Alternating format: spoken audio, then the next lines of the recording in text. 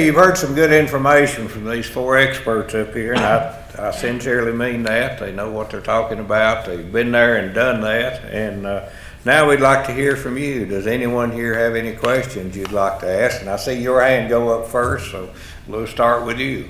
Sure. I want to make a quick point and then a question off of that point that I wasn't able to make in my talk earlier about the history of it. There were warnings here in Asheville about what was coming. It certainly wasn't advanced as it is now, but for instance, J.C. Light, who famously died with some of his children in Biltmore Village, his wife had left earlier with her mother and another child that was disabled because they knew that it could happen. He decided to stay behind and ended up dying. And so, you know, you've got that, you've got businesses that knew. And so my question, based upon that information, that there were warnings coming up from Nicaragua all the way up to North Carolina that hurricanes were coming. How are the public, not just the vested interested people that are here, responding to these sort of flood warnings, whether or not it's building or development? I mean, it seems like a lot of what we're discussing is dependent upon almost the volunteer side of it, of doing what they should do to prepare themselves for this sort of thing. So what kind of responses are being from the general public on this? I'll start, and Jerry alluded to it earlier, but you know, we met City of Asheville, NCDOT, our Asheville Fire Department, the Biltmore Village Merchants Group met, and that was back, I think, late February, maybe early March time frame. And you know, we were meeting with them because they had concerns. They were seeing things happen that hadn't happened before. And as we started talking, they were having flooding, and the flooding was coming down Sweeten Creek, which they anticipated water coming from the Swananoa and causing issues. So they were very eager to do something. And you know, as we talked, you know, we discovered that there was a old railroad trestle in there, and that it had debris clogging up that area. So we were able, you know, City of Asheville, DOT, you know, we can only work within our rights of way or our easements. So, you know, what we were here to do was to put the merchants group in touch with folks that could, the volunteer folks. And in this case, we were able to have Greenworks work with the Biltmore Village Merchants Group. And they went out there and they shared pictures with Jerry and I. And, I mean, basically this old railroad trestle had got locked in with debris and essentially just creating, you know, like a beaver dam almost. And that water, when, you know, this was particularly following the February 3rd event we had this year, and that followed just a couple of days before that. We had 12 inches of snow on the ground. The ground was saturated, and then we had probably, depending on where we were at, I'm gonna say an average of 3 inches fall in about 2 hours. By the way, that's not the time that I was in the mayor's office listening to the Yes. was just after that event. Yes. So I don't want to make it seem like it was all the time you're dealing with this. No, well, and you know, we see the intensities, and Jim hit on that on his slides earlier. The intensities of those events are more and more. I mean, and you know, we may not be dealing with the Prince Broad River may not be jumping its banks every week, every month, but you know, when we have rains, I mean, we dispatch crews to go take care of issues. And you know, the intensities are definitely increasing. But in that scenario, that group was able to go out and pull out that material, and you know, we certainly feel that was a huge success story. So, you know, we do see folks that are willing to go out and do things. I mean, the Flood Damage Reduction Task Force group is a group that has been very eager to make things happen. You know, we are working with the Corps of Engineers on that. It is a process. But we do see a lot of folks that are willing to go out. Had a similar situation. Up on Town Mountain, you know, we got calls from a couple of citizens up there that said, hey, you know, we know some of the storm drains are stopped up. These folks ended up asking for a map of our city system and was able to go around and kind of pinpoint, well, this pipe's clogged, this pipe is halfway filled up, and all. And spent a considerable amount of their time to go out and do something that would help notify us of where issues were at. So we see a lot of that, and we do get a lot of phone calls and you know, that are reactive to certain issues. But I think it depends is the biggest thing that you know what the scenarios are. So. Yes. This is for Robert. I'm hearing this from a variety of perspectives. I'm a historian working on some things in this area, but part of me is an engineer, which I used to be. And when I hear what you're saying about being able to deal with these weather conditions, particularly floods, by raising buildings up, by not building in the floodplain the way we used to, and so on and so on.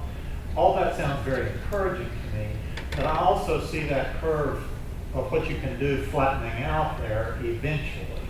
You can put buildings on pilings or whatever, but there's a limit to that.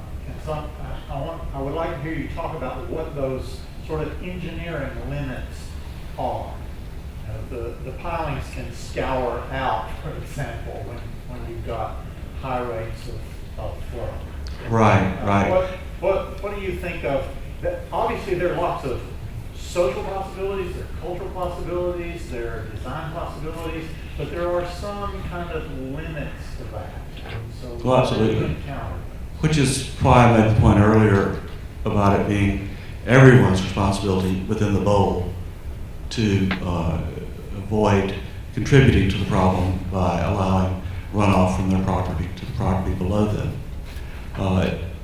Another part of your equation is, are you in a commercial area or a residential area where that is happening? And scouring, I'm in the middle of a project in Biltmore Village now where I happen to own a creek in Biltmore Village, and there has been a lot of development upstream from me, and it has scoured the creek out. Frederick Longstead put a wooden bottom in it in 1895 to keep it from meandering and to keep it from scouring out. I tried to get a permit from the Army Corps of Engineers, and Wildlife came in and said, no, it's not a natural bottom in that creek. So, you know, we were talking about this at lunch, unfortunately, when you start getting into flood mitigation and working in a floodplain, you have many different agencies that have to be consulted, and you basically are going to have to maintain,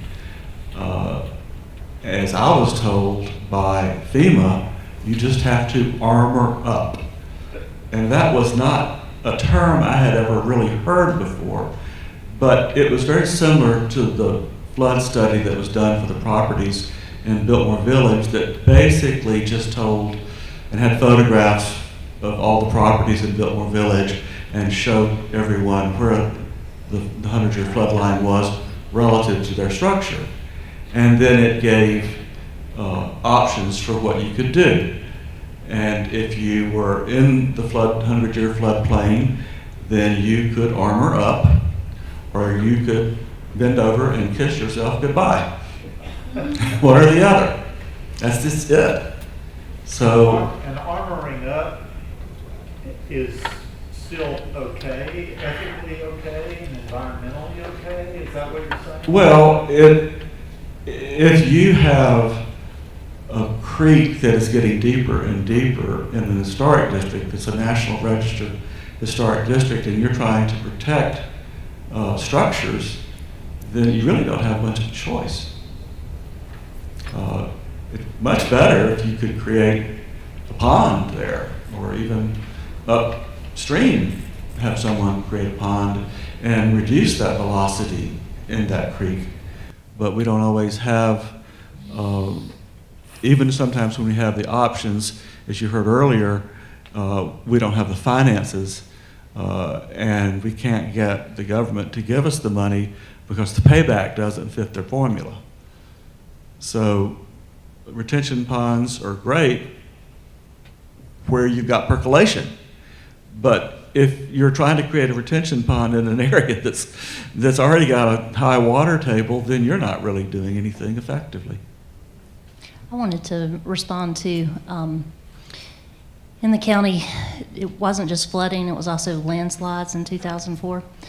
And in 2009, the county enacted countywide zoning. In addition to that, we have zoning overlays, steep slope and high elevation. And in those areas, There's minimum lot size whenever it's subdivided. And when someone pulls a permit, there's also a limit on the amount of disturbance in the area of steep slope. If it's over a certain slope, and I believe it's 35%, the developer or the property owner has to have a engineer, a geotechnical engineer, design the plan for the foundation and the development within that area, and then follow that development through and sign off on it at the end. And I've thought about it several times, how we limit development in the steep slope area to a certain percentage of impervious and disturbance. But in the flood fringe, the area outside the floodway where development can be built, there's not a limit in our current ordinances for that. So in some waterways, like in Ivy, Barnardsville area, the floodway almost takes you to the limits of the 100-year floodplain. In other areas, the floodway is pretty narrow and there's a lot of development that could happen. So it's really dependent on what watershed you're in as to how much of a control factor that would be. But it is something that I've thought about, and I'm glad that you said something about that. Yeah. I just wanted to, actually my question was about landslides. We saw Jim Fox's reference to that and Rick Wooten's slide where when you have floods, you've got this almost perfect correlation with landslides. So what's the insurance situation with landslides and approval of development, and what's the regulation if anything over and above the steep slope? Ordinance? Flood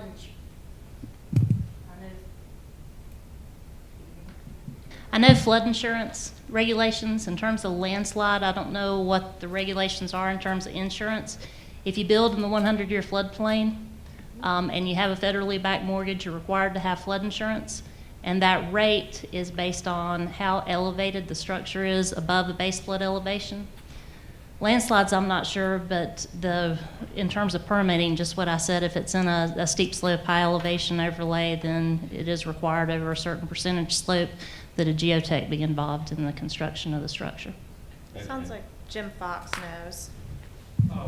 There's no federal insurance tied to landslides, and no typical homeowner's policy covers landslides. And so by and large, when these homes are damaged, there's no coverage, and the homeowner has to bear the full brunt of the repair. Or the engineer or the architect. So it's not saying you can't buy insurance, but to buy insurance, it's going to be fairly high, and then you're going to have an engineering certificate that goes along with it that your insurance company will actually accept. So Yes, ma'am. I have a couple of questions, please. I wanted to know, if either Cynthia or Craig, who is your county counterpart as far as stormwater maintenance and management goes? Mike Goodson. Matt Goodson? Michael. Goodson, Mhm. okay. Yeah. And my other question concerns Biltmore Village. The Cathedral of All Souls was designated a triage site by FEMA for future disasters and so forth. And, just when you agree to sit in an exit row on an airplane, they explain what you're supposed to do. Are we kept up to date on what we're supposed to do in our preparedness for being a sanctuary site of safety and communications for the village? I haven't heard anything for a while, and I'm down there every day. I don't know, Jerry, I can't answer that one. no. Would they be coordinating maybe, from an emergency response standpoint within the city of Asheville? It is the Asheville Fire Department is the lead agency on that. I'm not sure.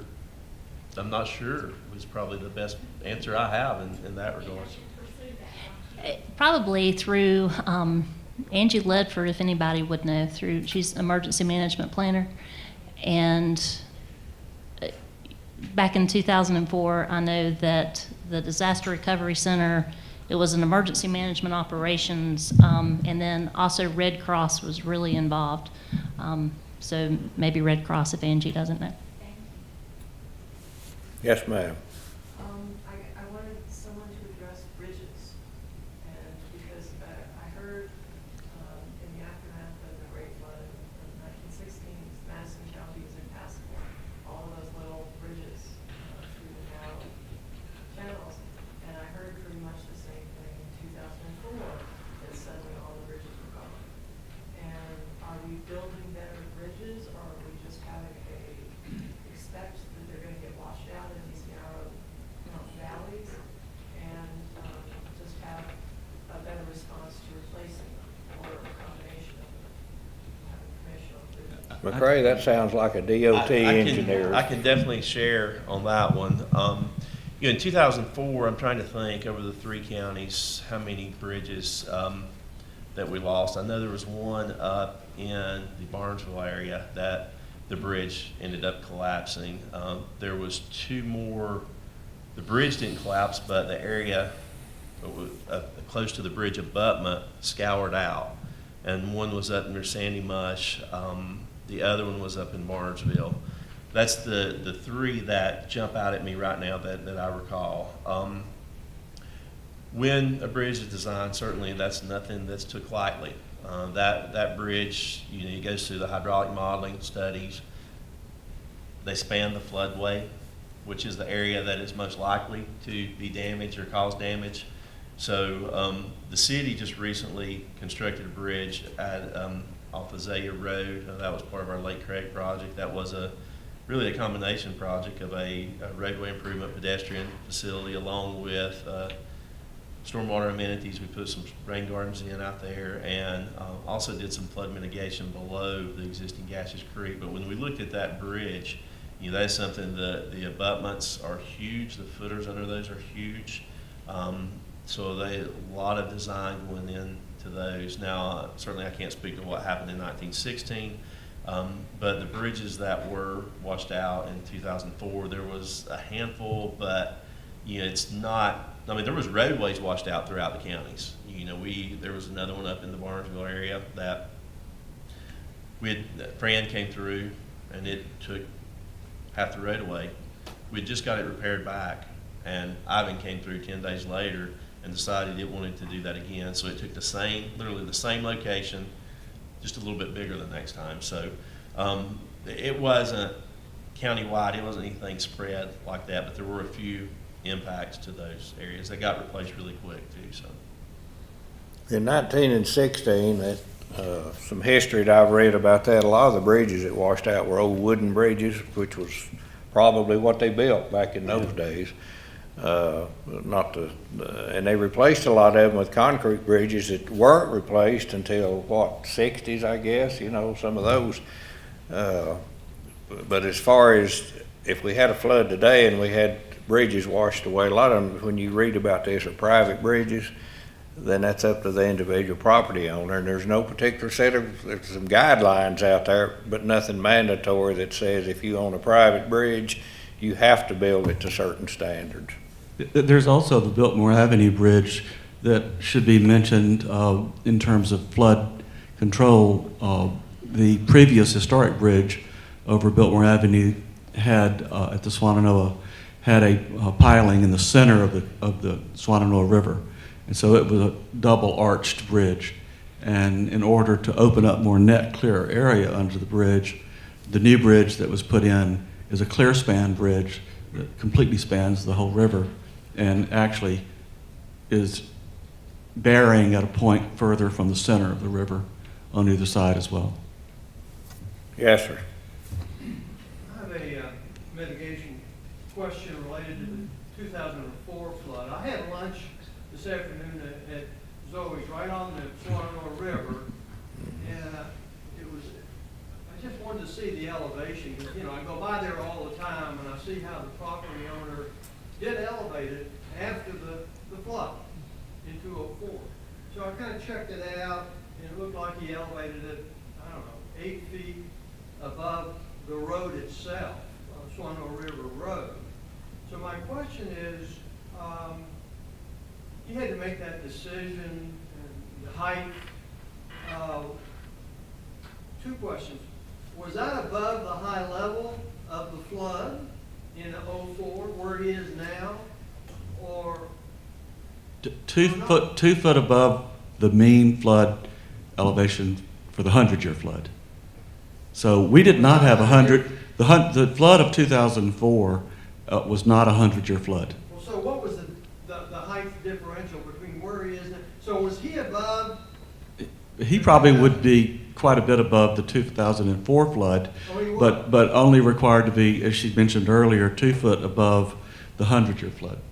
The current ordinance would require the bottom of that, the floor to be 2 feet above the base flood elevation, and that is a model flood. Of the 100 year. Of the 100 year. Now, in 2004, the information I saw on that, it was relatively, I think they said it was equivalent to a 77-year flood. Now, that was through our Brown and Caldwell design that we were working with earlier.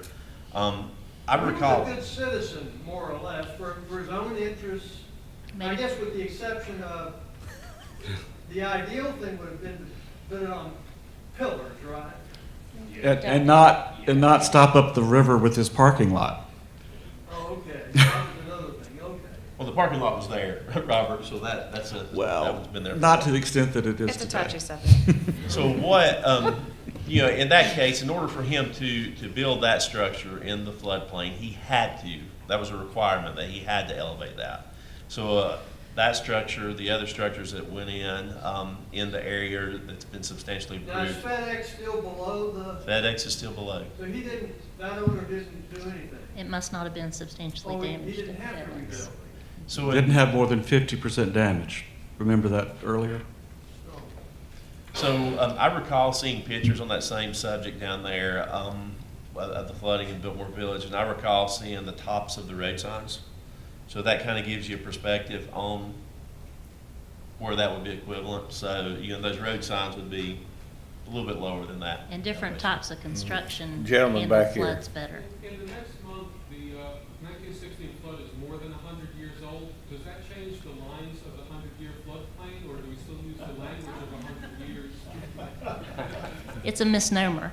The 100-year floodplain is a misnomer. It's the chance of the flood of record being equaled or exceeded in any one given year. So it's the 1% chance flood, 100-year And flood. we should change the name, and I'm also positing that is, if we want people to understand flooding, we don't put out ridiculous terms like 100-year flood.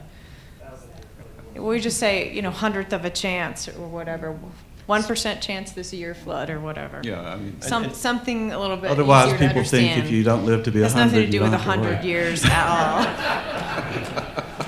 all. Okay, Chris, you had your hand up? Stick my word in that too, that 100-year flood or 1% chance of exceedance, it is based on modeling. It is not based on historically the flood got this deep. It's all based on engineering model that says under regular conditions, there's a chance, a 1% chance in any given year that the flood will exceed this height. And so, if you do the math, that means once in 100 years, it's likely to happen. And that's how they came to call it that, but we really are backing away from, referring to 100-year and 500-year floods for exactly the reason that it's stated. And the flood of 1916 is, for this area, considered the flood of record. Chris, is that going? Okay, Can I this ask gentleman right here. Well, excuse me a minute, Steph, you have I a just wanted to comment? ask another question about the flood modeling. So the flood modeling is perfect data, right? Like, it doesn't take into account any factors like there's going to be log jams at this bridge, a house is falling in. Well, it considers things, obstructions in the floodplain like bridges. Like culverts. But it's only going to be perfect if the world is made out of glass. Well, that's what I mean. Like, it's a fake perfect. Like, it doesn't take into account the fact that the Best cow's case going scenario. to block up the culvert and then it's going to back up. It's a model. Right. And, and just to throw another point there, that is modeled based on the time frame is modeled. So, certainly in 1916, what was in the area is different than it was in 1980 or even in 2004 or in 2007 when the models in Buncombe County started when they started looking at that. So that it looks at what was in place, what impervious surface is in place, what changes in the contours of the landscapes there. So, and we're a lot better off with our modeling today than we were even in 1980 when we first started. So we've got a lot more information. One more Yes. thing about that, if I can. Mecklenburg County does their own floodplain mapping and modeling, and they base their models on totally built out conditions. They look at all of the buildable lots in the county, and they make their flood height assumptions based on the assumption that everything has as big a building as would be allowable. And so, as a result, they're looking forward with, what the 100-year flood height is going to be 50 years. Another forward-thinking community in this area is the town of Biltmore Forest. They have maximum impervious surface regulations based on the size of your lot, and maximum roof area based on the size of your lot. So if the city of Asheville could learn from the town of Biltmore Forest, it'd be a great thing. If everybody Yes. could have lots the size of the lots and No, Biltmore there's Forest. small lots, might but, be able to and do actually that. the way the ordinance works, the larger your lot, the less you have? the less percentage you can use. That's Yeah, fine. no, they've Yeah. got a sliding scale. It's not, but there's a lot of half-acre lots out there. There's not all 3-acre lots. Yes, sir. I want to go, could I ask a TVA question here? Maybe of somebody who's, some of the people who were here this morning. But back in the late 70s, I think it was late 70s, there was something, a TVA project called the Upper French Broad Tributary Area Development Project, which is going to build a dam, well, at least one, I don't know where, on some of the tributaries out maybe between here and Hendersonville, I'm not sure. But it was defeated by public opinion and I don't know what else. And so nothing was ever done there. I guess the project disappeared. I don't know whether that's still in the minds of any of the planners who are here or working in this area. Did you just say to build a dam? What did you say? But it was called the Upper French Broad Tributary Area Development Project. It was a TVA project to dam some of the tributaries of the Upper French Broad. The North French Broad, the North Fork of the French Broad was one site that they were contemplating putting a dam or dams for flood control. So my Wow. question is, first of all, is that still in anybody's, I once wrote a little bit about this, it's been too many years ago, I don't remember the details. But I'm wondering whether that is still not in anybody's mind, whether anybody knows anything about that, and whether that would still be considered a bad project, or is there some thought that it might have been better if they had done a little bit of that? This was brought back to mind by some things that Milton Reddy said this morning about TVA.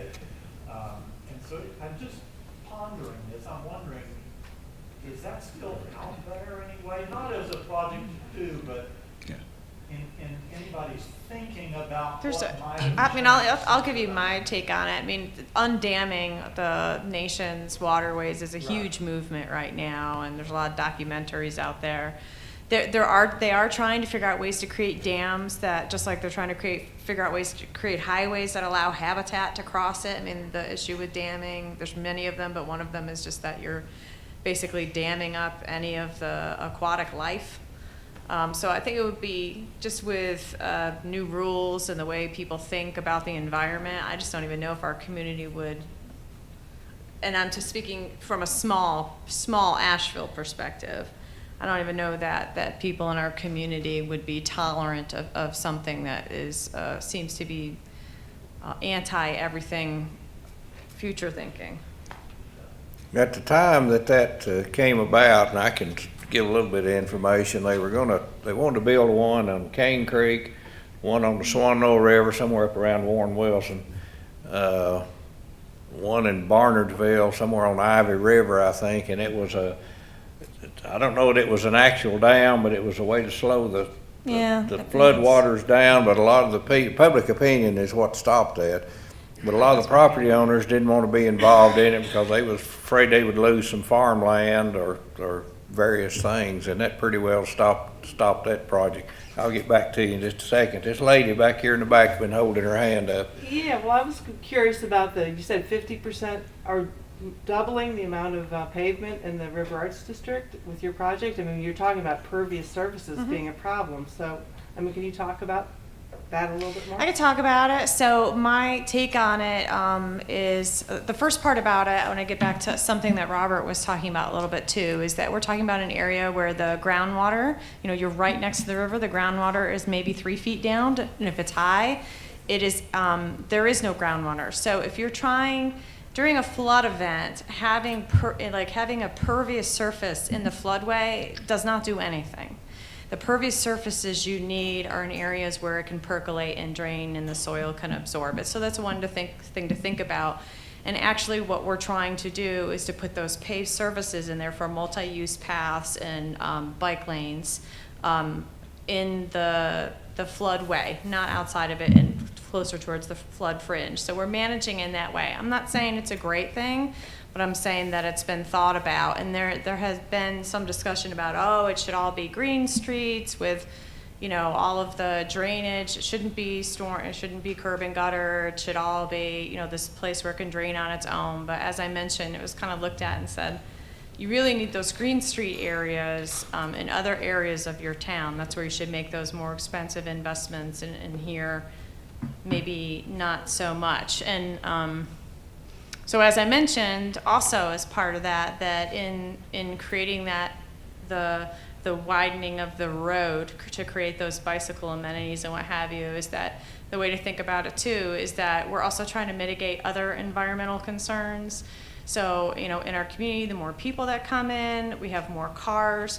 What we're doing down in the River Arts District is saying, no, we're not going to add any more lanes for vehicles. We're going to add more lanes for people so they can walk safely. Because if you've ever been down there on a studio stroll, you know that there are 0 sidewalks along the river, and also so that they can bike safely. So the first protected bike lane in the city of Asheville is going to be right there on Lyman Street, the whole section of it. So, yeah, it was thought about.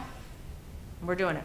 But I just want to add one thing to that too, Stephanie. Part of the project, part of the Rat Tail project is, or does include stormwater BMPs out there. So we are establishing rain gardens along that stretch of road to provide that water quality and water quantity treatment to treat a portion of that pervious pavement. So the project does It's not have as if it amenities doesn't, out yeah, there. mitigate it. So the Anders Tobacco Warehouse, which is that giant metal building that sits on the Craven Street Bridge and Riverside Drive, that is going to be removed.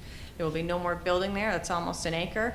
And that whole thing is going to be a stormwater wetland. It's going to be lovely. So give and So take. it's speeding up the velocity that the water will remove through that area. That's right. Which is great, for instance, for Biltmore Village, because in 2004, one of the problems with Biltmore Village flooding was that the French Broad River was higher than the Swannanoa. So if we can get water up to Tennessee quicker, then we'll have a place to drain the Swannanoa into. Sorry, Marshall. Okay, somebody over here been holding her hand up. Somebody have a question? Well, it was myself. I was interested, has the county and city done anything with the help of someone like Robert and done any kind of coordinated effort to create a timeline of the relationship of building changes, keeping in mind the steep slope ordinances, but also more of the low-lying land, allowing people to build structures. Obviously, we're denser, we have more people than we did in 1916, but we've had an evolution of what we think is a buildable property, whether it's filled property, later added on. Is there any type of timeline that's been created so that citizens can refer to ordinances in a way that they can, understand where their property fits in that timeline, and then what they can do to coordinate with their neighbors better to make adjustments as necessary based on better practices for storm management? Not that I'm aware of. We've been working with you for years. It's a neat idea. They're just tired of listening to me, I think. No, it's a kind of a neat idea, I think. Okay, we got time for about 2 more questions. I'll take yours. I just, kind of more of a point, but back to the couple of questions ago about building of the dams on the Swananoa River, and that there's an anti-dam movement going on, but isn't that exactly what was proposed for the Warren Wilson property? And which is why I think there were a number of people pretty opposed to that, saying that was kind of backwards technology. So why were we entertaining that when it's considered kind of out of date? Sure, and what that was what was considered a peak control, peak flow control structure. That would, every day, the river elevation would remain where it is today. It wouldn't be backing up water like you would anticipate a dam. The backup of that structure was going to happen during the 10, the 25, the 50-year rain events. So it would still release a certain amount of water. That basically there was going to be an opening at the bottom, and that opening, I think what they were looking at was 12 by 24. So very large opening at the bottom of that would convey everyday flow. But during those rain events, it would start impounding water behind that. So it wasn't a dam in the sense of creating a lake. That was not the intent. And I grew up 12 miles from the Mississippi River and understood from my parents that during the Depression, during the flooding of the Mississippi River, there were levee wars. So when you start with dams, the folks from Arkansas were coming over to Mississippi and going upstream from their property and dynamiting the levee so it would flood into Mississippi instead of Arkansas. So there's lots of repercussions with dams.